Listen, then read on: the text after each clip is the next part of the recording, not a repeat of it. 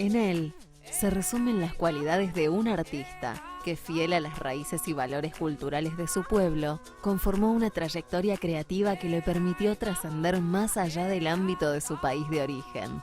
Ha sabido tocar en toda clase de escenarios, desde el modesto escenario de Tantanacuy, en Jujuy, hasta el mismísimo Teatro Colón. Un hombre de tez morena y alma como una paloma, que más que tocar, pareciera dibujar con sus dedos en las cuerdas de su mágico charango. Con ustedes, el señor Jaime Torres.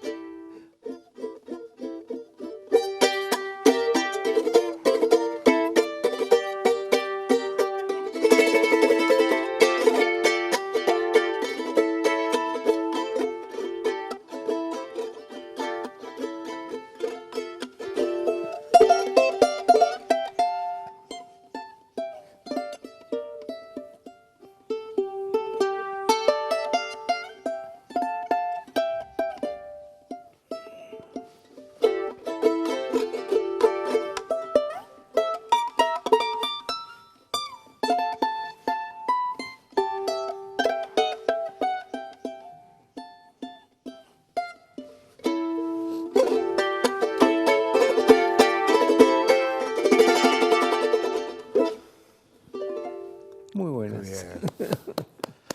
Gracias. No, por Creo favor. que ya decir que estamos con Jaime Torres sería una obviedad. Estaba pensando, mientras escuchaba los acordes del charango, ¿qué es la cultura sino la capacidad de apropiar desde una propia mirada lo que otras culturas han hecho, ¿no?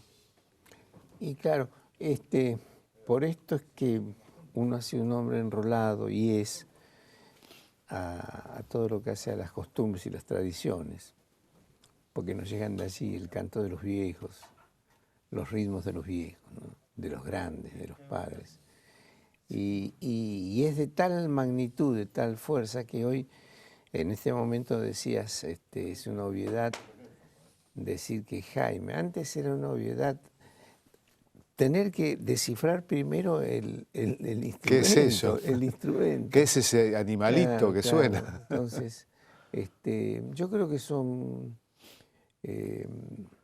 lo digo desde mi intimidad, recordando siempre a toda esa otra anterioridad que yo tuve, ¿no? En los maestros, en los padres, en la familia, en una cantidad de amigos en el tiempo, en la vida, donde alguna vez había hasta alguna sonrisa, ¿no? Por allí, cuando uno asumía el espacio del teatro, porque ante lo desconocido, ante lo que no se conoce, lo primero que aparece es la sonrisa, casi te diría que burlona. Yo lo viví. Claro, la comparación con la guitarra inmediatamente, Claro. Y la diferencia de tamaño, ¿no? Claro, es que lo agarró la lluvia, que se le encogió, que no tenía plata para comprar una más grande. Y como es una cantidad de bromas así en sorna alrededor de lo que hace el instrumento y la música.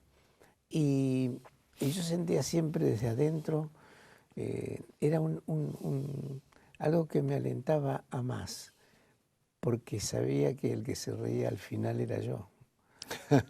Porque seguramente en algún momento, y acompañaba, vos sabés que yo tengo la suerte de estar acompañado siempre con este noble silencio, de prestarle atención.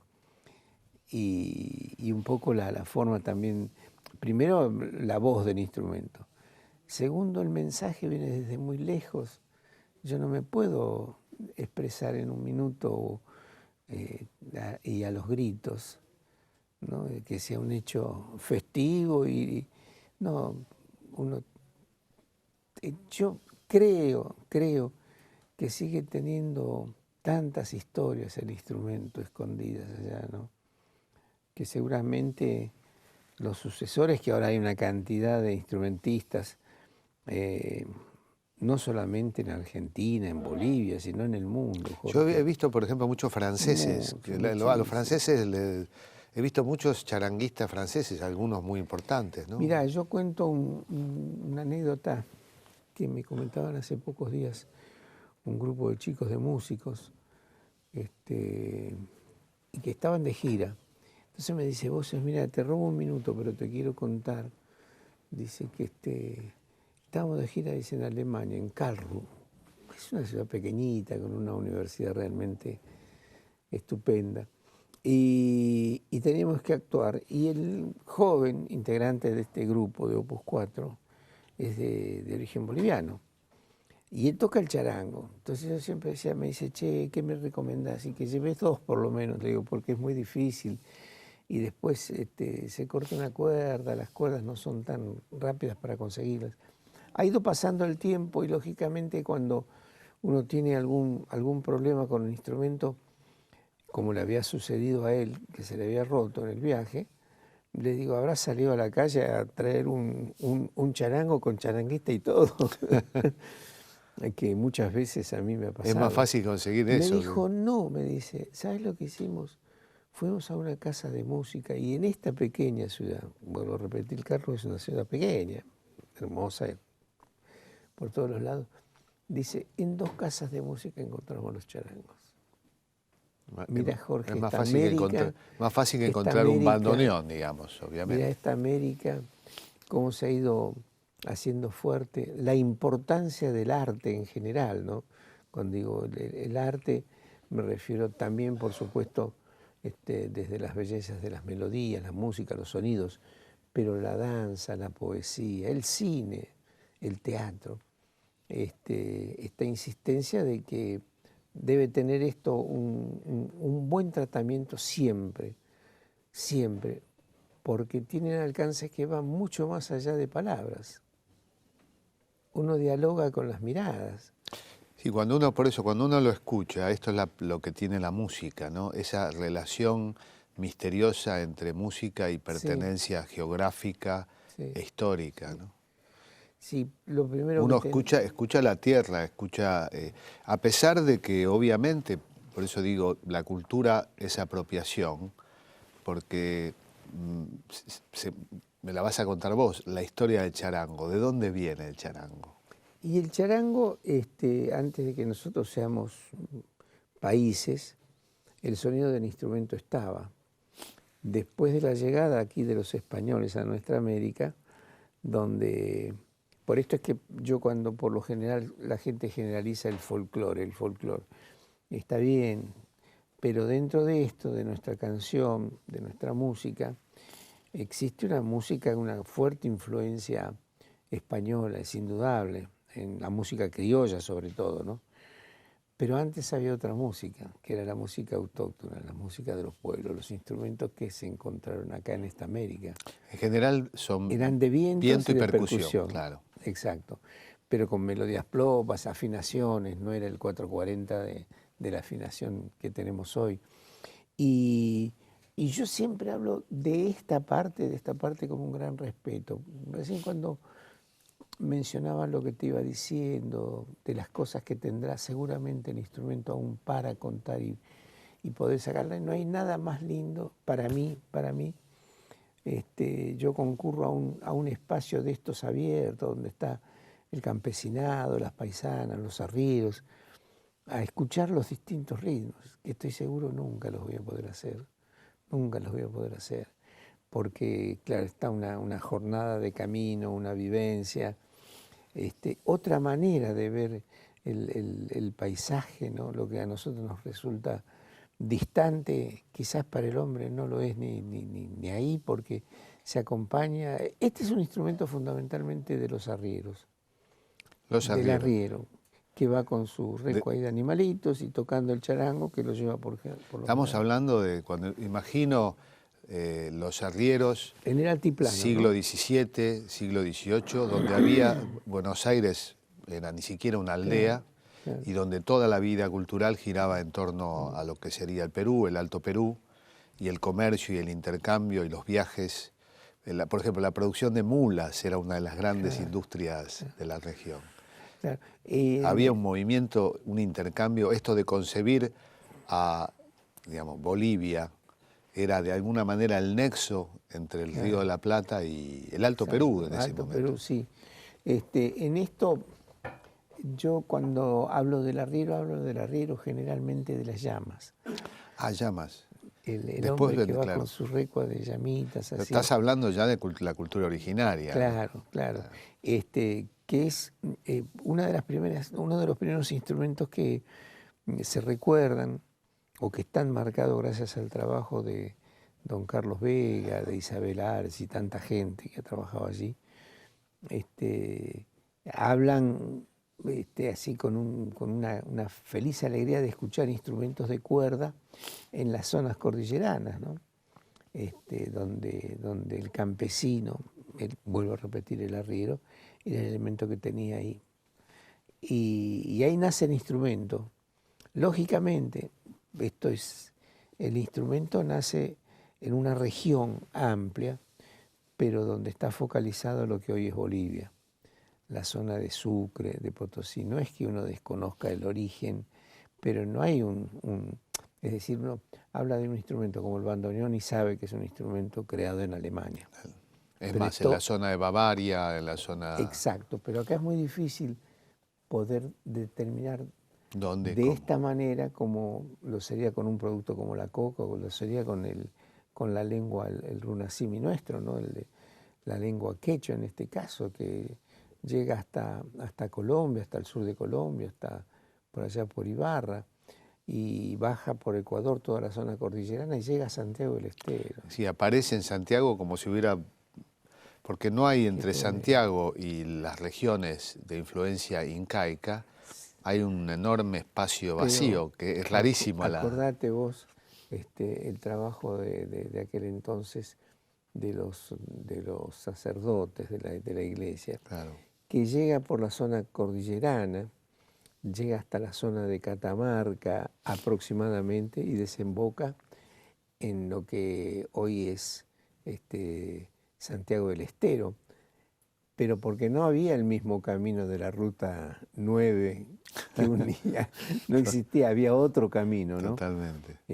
Creo que en este momento están trabajando sobre un film, casualmente Gustavo Santaolalla, ¿no? Sobre la ruta, el camino antiguo de los incas.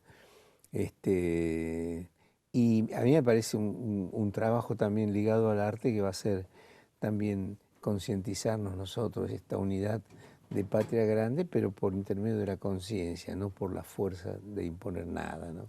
En tu caso, el concepto de patria grande me parece que lo llevas en la sangre. Vos sos hijo de bolivianos. Soy hijo de boliviano y chileno. Ah, tu madre... Así que mirá qué linda mesa chilena. teníamos. Sos la patria grande. Entonces hay un ejercicio pero diario. este concepto que seguramente en vos estaba incorporado casi en principio ni racionalmente. Naturalmente, sí.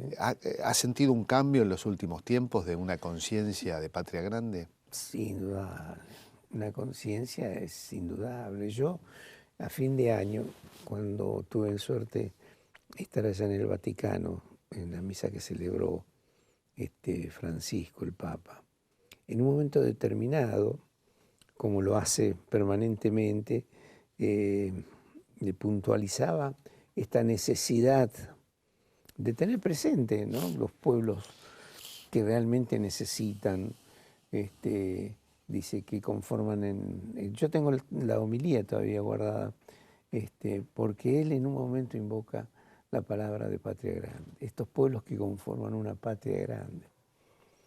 Y decíamos, bueno, esta coincidencia, esto que acaba de pasar con Juana Zurduy, que no se ha sacado a nadie de ahí, no es que se haya sacado un momento para poner otro monumento, no, sino que se ha trabajado sobre una historia mucho más real, no era aquella que a mí me tocó vivir, que el 12 de octubre había llegado la civilización, Sí. ¿no?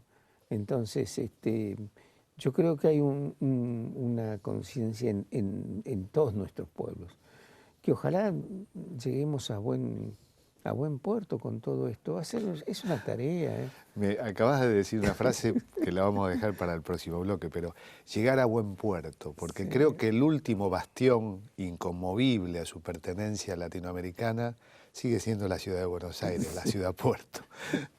Vamos a... No inconmovible, le cuesta entenderlo, Sí. a pesar de que ya la patria grande hace rato que está aquí, Sí, instalada. en sus hijos, ¿no? Sí. Así que, bueno, vamos a un corte y seguimos conversando con Jaime Torres.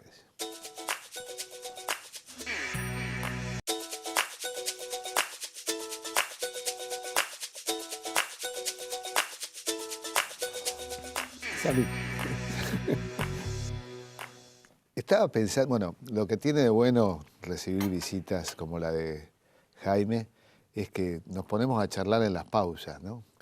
Y me dijiste algo, yo una vez lo dije, se lo hice decir a un personaje de una película, la música era el tango, y en esta película el tango era como la resistencia frente a una invasión. Es una metáfora bastante obvia. Obviamente prendemos la radio y vemos que tenemos una invasión abrumadora culturalmente. Y uno de los personajes decía, esta música es tuya aunque no lo sepas. Y vos me lo decías recién, ¿no? Es decir, que mucha gente seguramente cuando escucha el charango, de pronto lo puede escuchar en cualquier lugar del mundo, como vos explicabas, sí. Y va a sentir, aunque no lo escuche en Buenos Aires, que esa música le pertenece. Claro, claro. Pero es nuevamente el arte, ¿no, Jorge? El que florece aquí, el que lleva y trae ese viento, que no se puede acusarlo de ladrón. El viento lleva, trae, vuelve y hace una acción permanente. Mira, a mí me tocó hace poco tiempo, 1 año y pico por allá, estar en Argel y encontrarme con un grupo de jóvenes músicos y poder hacer música en un escenario casi en forma improvisada. Con ¿Músicos argelinos? ¿O? Sí, cantando en musulmán. Oh, y para mí, ¿sabes lo que significa? Yo digo, ¿cuántos paisanos míos, ¿no? Y veía la cara de mi viejo y de todos mis amigotes, ¿no? Que estarán celebrando ahí con las palmas mientras se canta en el idioma musulmán y se toca un charango allá. Creo indudablemente que estos últimos años se ha reparado muy fuertemente en ese aspecto porque se ha observado esta necesidad, pero que además es hermoso que coincida, ¿no? en otros pueblos también, un presidente obrero en Perú, un campesino indígena en Bolivia, la firmeza que en ese aspecto se ha mostrado desde nuestro país. 3 mujeres presidentas en Sudamérica, esa es una especie. Y encima, y un papa latinoamericano, argentino, latinoamericano, que habla de la patria grande, es una, pellizquenme. Claro. Y aún así hay resistencia, ¿no? Y aún así del otro lado hay una pertinaz imposición que tiene que ver con el mercado y las hegemonías culturales a diario, porque para escuchar la música de nuestra tierra en toda su diversidad, porque no hay un solo folclore, te cuesta en el dial, ¿eh? Sí, pero no en lo cotidiano y en lo que consume la gente en general. Los festivales de música criolla siguen siendo los más fuertes que hay en el país. Masivos, sí. Masivos, porque más allá de todo esto que se presenta, que llega desde distintos lugares y contra los que uno no dice absolutamente nada, al contrario, ¿no? Pero la gente realmente, cuando hablamos con los tangueros, yo les digo, ustedes están apropiando de un tango argentino, es un tango rioplatense en realidad, nos van a reclamar los uruguayos. Pero si bien es cierto, es un momento feliz y suma, indudablemente suma no solamente para Argentina, ¿no? Uno no puede olvidar la fuerza, la potencia que tuvieron estos símbolos del cóndor, más allá de la canción del cóndor pasa y estas presencias de hombres que salían. ¿Cuándo ibas? ¿Vos imaginabas? Yo por lo menos no, que iba a ver izar nuevamente la bandera cubana ahí en Washington. Yo recuerdo, en lo personal, soy porteño, ¿no? Y esto es una rareza para la porteñidad, pero yo soñaba, tenía una obsesión por influencia ideológica, ¿no? Con mi formación inicial, soñaba, pero me parecía una utopía, como muchos sueños de juventud. Uno soñaba hasta de otra manera, quizás.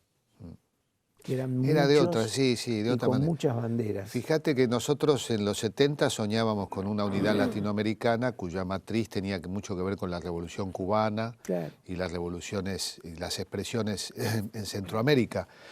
Pero esto de pronto, en la masa crítica que significa lo que comienza con el Mercosur y luego se lanza con estas presidencias que nombramos, con lo que significa el enorme potencial de Brasil, con Argentina, articulando con Bolivia, con Paraguay, con Uruguay, con Chile, Venezuela, Ecuador. Esto sí, esto es lo sorprendente, ¿no? Y que va a ser difícil, ¿eh? Va a ser muy difícil. Yo creo que todo esto es como que comienza y tenemos a nuestro favor todas estas cosas que recién manifestábamos, ¿no? Y que además en suerte, sin una decisión política, también esto se hace mucho más complejo, ¿no? Existe, está dada. Y ahora nos toca a nosotros seguir trabajando, seguir insistiendo en esta apuesta que uno definitivamente... Yo toda mi vida he hecho esto. Yo, en realidad, si vos me sacás del charango, no sé, soy un paisano, un vecino más dando vueltas por allí, ¿no? Pero el instrumento me sirve a mí, me ha servido para poder manifestarme.